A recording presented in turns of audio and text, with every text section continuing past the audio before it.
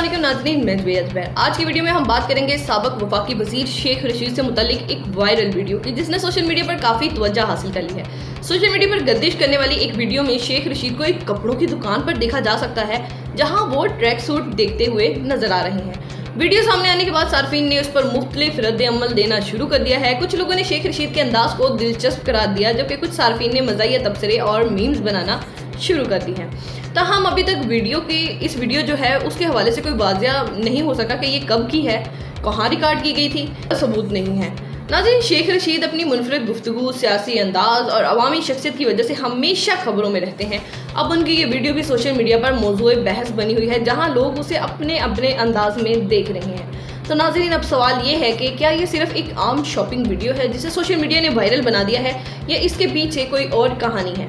आपकी क्या राय है, कमेंट में ज़रूर बताएं। मज़ीद वीडियोज़ के लिए हमारे चैनल को सब्सक्राइब करें। मिलते हैं अगली वीडियो में, तब तक के लिए मुझे दें इजाज़त। अल्लाह हाफ़िज़।